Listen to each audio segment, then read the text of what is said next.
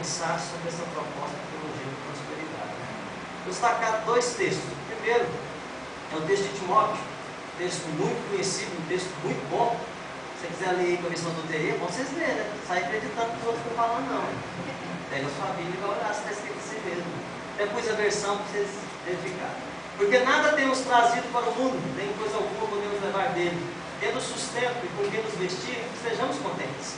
Ora, o que querem ficar ricos caem em tentação, cilada, e muitas concupiscências insensatas e perniciosas, as quais afogam os homens na ruína e na perdição.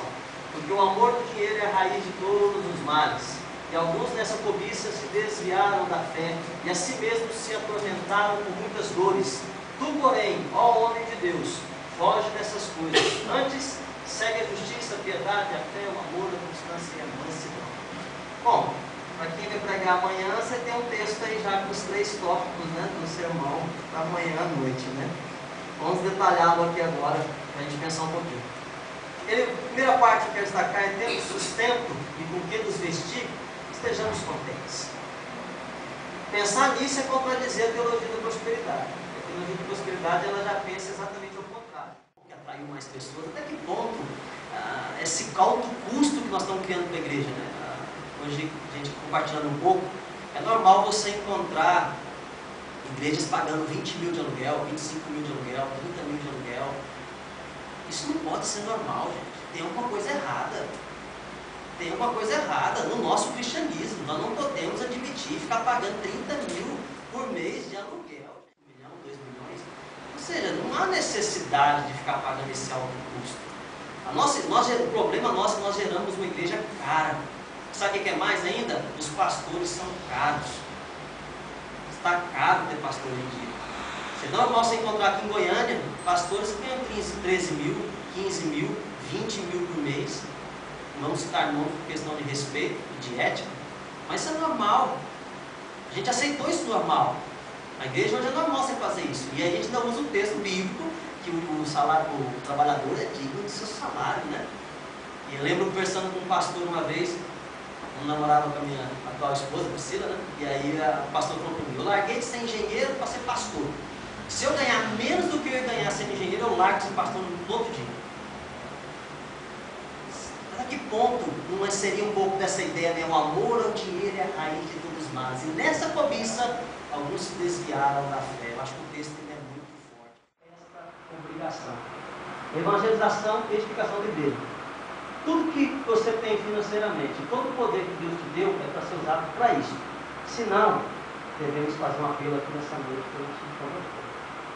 Senão não converteu. A proposta do Evangelho é bem simples isso. Finalizando, acabou aqui já, fechando aí o Rousseau, uma entrevista sobre teologia da prosperidade, ele fecha exatamente com o que a gente conclui aqui. A ordem bíblica é que a glória de Deus está vinculada a tudo que nós fazemos, ou deveria estar, pelo menos, né? Então, quer bebamos, quer comamos, ou façamos qualquer outra coisa, citando o texto depois de Paulo, né? Façamos para a glória de Deus. Quer tenhamos dinheiro, quer tenhamos poder, seja feito para a glória de Deus. Qualquer benefício ou vantagem que Deus nos dá nessa vida seria justamente para glorificarmos a Deus. Mais ainda. Salesmen, we need men of God who will stand behind a pulpit and preach the gospel.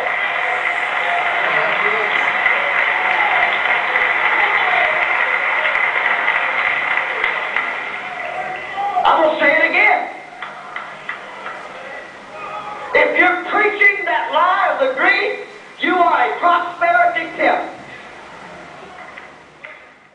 Falando da sua exposição, Gálatas 6:7, né, que faz alguma coisa em menção a isso. Você não tem, gente. Não existe lugar nenhum na Bíblia que faz relação entre dinheiro e semeadura. Isso é invenção nossa. E pior, eu me arriscaria a dizer um pouco brasileira. Porque a gente não acha no YouTube nós brincando fazendo isso, mas você acha de quilo brasileiros fazendo isso. Tem a impressão que isso é coisa nossa. Nós conseguimos inventar a maior heresia no meio evangélico. Né? Reforço, nós não estamos, né, Paulinho, contra a proposta da semeadura. Nós só não estamos ligando ela a dinheiro. Porque a Bíblia não liga.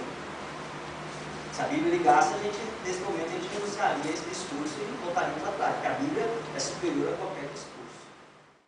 Todavia, vós me roubais e dizeis, em que te roubamos? Nos dízimos e nas ofertas. Isso aqui é lido assim, com toda ênfase, né? E às vezes a gente percebe que a reação da igreja é uma reação assim de medo, né? Ela leva ali o dízimo e a oferta, mas não desprendido, não por amor, mas por medo. Medo de realmente vir a vingança de Deus. Então a igreja usa demais Malaquias 3. Quando quer dar uma sacudida boa, é Malaquias 3. Aí o pessoal, ele vai, não por amor, mas medo de uma vingança de Deus. As coisas que estão no Antigo Testamento, outra coisa é você praticar as coisas que estão no Novo Testamento. Vamos definir aí, tem duas coisas, tem princípios e práticas. A Bíblia toda, você tem que olhar para ela e tirar os princípios dela, entender, contextualizar para você o que está acontecendo. Mas muita gente, o que acontece? Acaba esquecendo desse princípio. O que é Antigo Testamento e o que é Novo?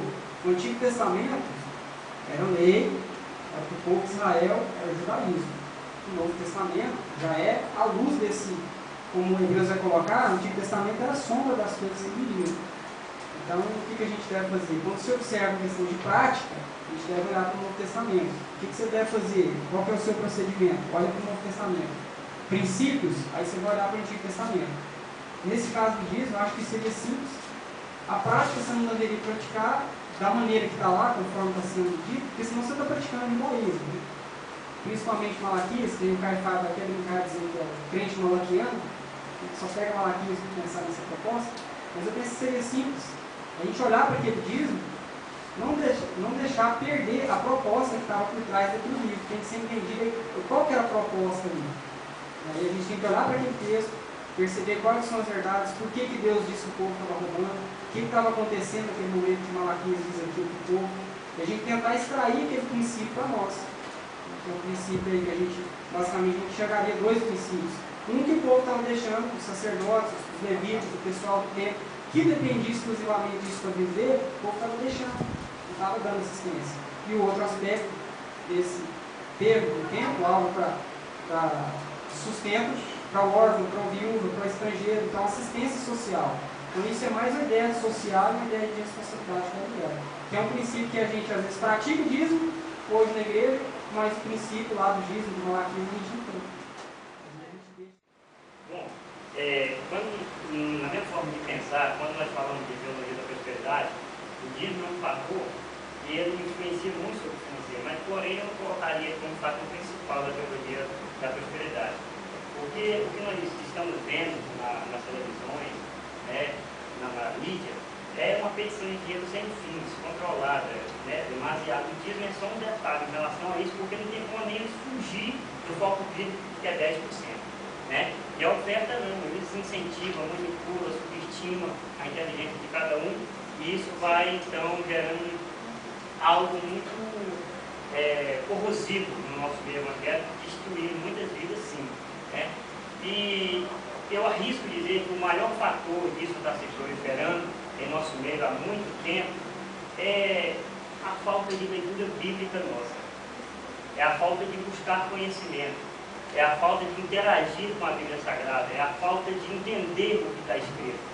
Porque quando nós damos ouvido e praticamos, nós nos colocamos na posição de ignorantes, de comer comidas estragadas e disfarçar que o estômago não está reclamando.